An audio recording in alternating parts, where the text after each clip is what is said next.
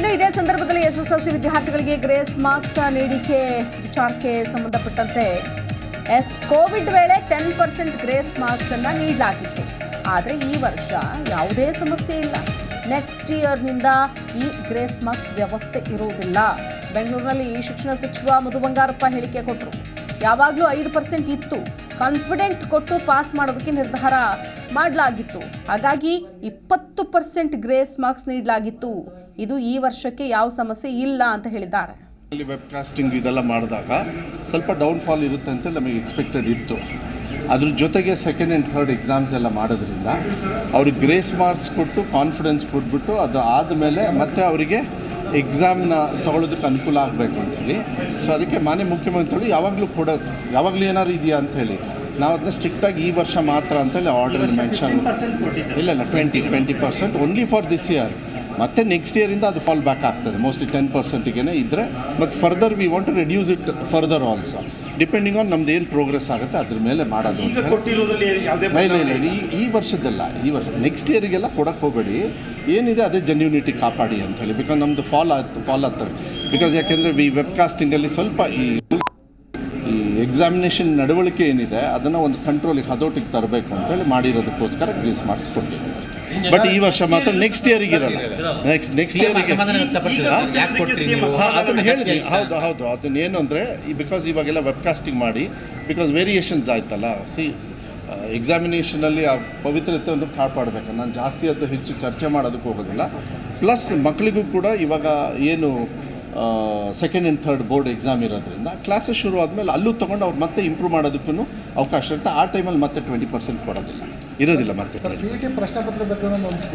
ಇಲ್ಲ ಅದನ್ನೆಲ್ಲ ನಾನಲ್ಲ ಹೈಯರ್ ಎಜುಕೇಷನ್ ಇವರು ಅವ್ರೇನು ತೀರ್ಮಾನ ತಗೊಳ್ತಾರೋ ಅವ್ರಿಗೆ ಗೊತ್ತಾಗ್ತದೆ. ಅದು ನಾನು ಹೆಚ್ಚು ಇನ್ವಾಲ್ವ್ಮೆಂಟ್ ನಾನು ಮಾಡೋದಿಲ್ಲ. ನಾನು ಅಪ್ ಟು 12th ಸ್ಟ್ಯಾಂಡರ್ಡ್ವರೆಗೂ ಇರೋದ್ರಿಂದ ನಮ್ಮದು ಲೆವೆಲಲ್ಲಿ ನಾನು ಮಾಡ್ತೀನಿ. ಫಲಿತಾಂಶ ಯಾಕೆ ಕುಸಿತ ಆಯಿತು? ಶಿಕ್ಷಣದ ಗುಣಮಟ್ಟ ಇಲ್ಲ ಶಿಕ್ಷಣ ಗುಣಮಟ್ಟ ನಾವೆಲ್ಲ ಚೆನ್ನಾಗಿ ಮಾಡ್ತೀವಿ, ಅದೆಲ್ಲ ಏನೂ ತೊಂದರೆ ಇಲ್ಲ. ಈ ಪರೀಕ್ಷಾ ನಡವಳಿಕೆಗಳನ್ನು ನಾನು ಹೆಚ್ಚು ಚರ್ಚೆ ಮಾಡೋದಕ್ಕೂ ಹೋಗೋದಿಲ್ಲ. ಒಂದು ಹಂತಕ್ಕೆ ತರಬೇಕಾಗಿತ್ತು, ಒಂದು ಹಂತಕ್ಕೆ ತಂದು ಒಳ್ಳೇದಾಗ್ತದೆ ಮಕ್ಕಳಿಗೆ ಒಳ್ಳೆ ಆಗೋದ ರೀತಿಯಲ್ಲೇ ನಾವು ತೊಗೊಂಡು ಹೋಗ್ತೀವಿ. ಗ್ರೇಸ್ ಮಾರ್ಕ್ಸಿಂದ ಏನು ಯೂಸ್ ಆಗಿದ್ರೆ ಇಲ್ಲ ಕಾನ್ಫಿಡೆನ್ಸ್ ಬಿಲ್ಡಪ್ ಆಗ್ತದೆ. ಯೂಸ್ ಆಗಿಲ್ಲ ಅಂತ ಹೇಳಲ್ಲ. ಈಗ ಮಕ್ಕಳು ನಂಗಾರೆ ಫೇಲ್ ಮಾಡಿ ಅಂದ್ಬಿಟ್ರೇನೋ ಕಷ್ಟ ಆಗ್ತದೆ. ಬಟ್ ಅದು ಓನ್ಲಿ ಈ ವರ್ಷಕ್ಕೆ ಮಾತ್ರ. ಆಮೇಲೆ ಇವರೆಲ್ಲ 6ನೇ ಕ್ಲಾಸು 7ನೇ ಕ್ಲಾಸು ಕೋವಿಡಲ್ಲಿ 100% ಪಾಸ್ ಆದವರು, ಕ್ಲಾಸಸ್ಸು ಹೋಗಿರೋದಿಲ್ಲ. ಇದೆಲ್ಲದೂ ಕೂಡ ಏನಾಗಿದೆ, ಎಲ್ಲದೂ ಸೇರಿ ಒಂದು ಸತಿ ಬಂದಿರೋದ್ರಿಂದ ನಮಗೆ ಸ್ವಲ್ಪ ಈ ಕುಸಿತ ಕಂಡಿದ್ದು. ಮತ್ತು ಎಕ್ಸಾಮಿನೇಷನ್ ನಡವಳಿಕೆನೂ ಕೂಡ ನಾವು ನೋಡಿಕೊಂಡು ಅದನ್ನ ಹುಷಾರಾಗಿ ಇವಾಗ ಏನಾಗುತ್ತೆ ರೆಸ್ಪಾನ್ಸಿಬಿಲಿಟಿ, ಈಗ ಡಿಪಾರ್ಟ್ಮೆಂಟ್ ರೆಸ್ಪಾನ್ಸಿಬಿಲಿಟಿ ತೊಗೊಳ್ಳೋದು. ಅದೇ ಹೇಳಿದ್ದು ಮಾನ್ಯ ಮುಖ್ಯಮಂತ್ರಿಗಳು ಅಕೌಂಟಬಿಲಿಟಿ ಟೀಚರ್ಸು ಮತ್ತು ಡಿಪಾರ್ಟ್ಮೆಂಟ್ ಆಫೀಸರ್ಸು ಎಲ್ಲ ತೊಗೊಂಡ್ರೆ ಸ್ವಲ್ಪ ಇಂಪ್ರೂವ್ ಆಗುತ್ತೆ, ಅದನ್ನು ಮಾಡಿ ಅಂತೇಳಿ ಹೇಳಿದ್ದಾರೆ. ನಾವು 1 ವರ್ಷದೊಳಗೆ ಅದನ್ನು ಪ್ಲ್ಯಾನ್ ಇಟ್ಕೊಂಡು ನಾವು ಶಾಲೆಗಳ ಪಟ್ಟಿ ಅನಧಿಕೃತ ಮತ್ತು ಅಧಿಕೃತ ಪಟ್ಟಿ ಇನ್ನೂ ಬಿಡುಗಡೆ ಆಗಿಲ್ಲ ಅಂತ. ಇಲ್ಲ ಅದೆಲ್ಲ ಫೈನಲ್ ಈಗ ಆಗಿದೆ.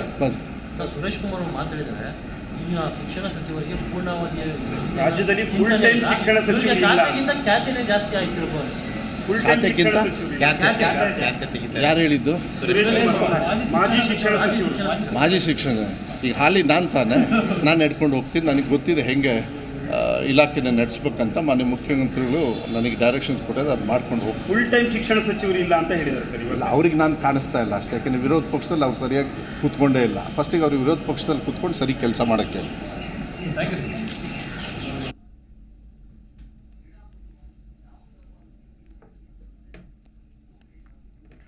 ಇದು ಶಿಕ್ಷಣ ಸಚಿವರಾದಂತಹ ಮಧು ಬಂಗಾರಪ್ಪ ಕೊಟ್ಟಂತಹ ಕ್ಲಾರಿಫಿಕೇಶನ್, ಸ್ಪಷ್ಟನೆ ಅಂತಲೇ ಹೇಳ್ಬೋದು.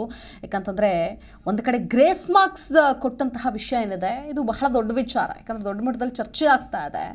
ಆದರೆ ಮುಂದಿನ ವರ್ಷಕ್ಕೆ ಈ ಒಂದು ಗ್ರೇಸ್ ಮಾರ್ಕ್ಸ್ ಕೊಡೋ ಬಗ್ಗೆ ಮರುಪರಿಶೀಲನೆ ಮಾಡಬೇಕು ಅಂತ CM ಸಿದ್ದರಾಮಯ್ಯನವರು ಕೂಡ ಸೂಚನೆ ಕೊಟ್ಟಿದ್ದಾರೆ ಅನ್ನುವಂತಹ ವಿಷಯವನ್ನು ಈಗಾಗಲೇ ಮಧು ಬಂಗಾರಪ್ಪ ಕೂಡ ತಿಳಿಸಿದ್ದಾರೆ.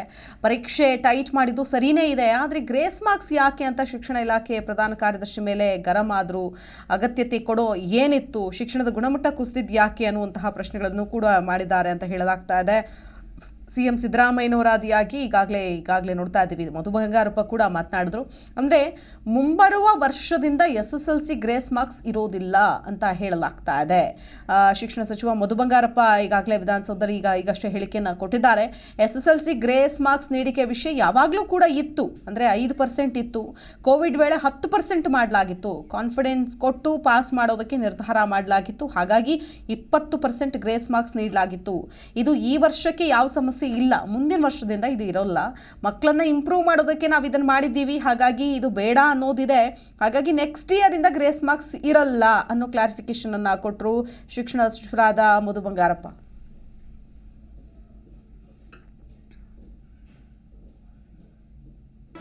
ಜಿ ಕನ್ನಡ ನ್ಯೂಸ್ ಈಗ ನಿಮ್ಮ ಮನೆಯಲ್ಲೇ ನೋಡಿ.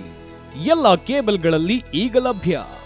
ಸನ್ Direct 292, Jio TV 1334, U digital 162, City cable 51, GTPL 17, Abhishek cables 821, rock line telecommunication 51, Shri Basaveshwara number 60, Vinayaka digital number 53, in digital number 896ರಲ್ಲಿ. ನಿಮ್ಮಿಷ್ಟದ ಜಿ ಕನ್ನಡ ನ್ಯೂಸ್ ನೋಡಿ ಆನಂದಿಸಿ.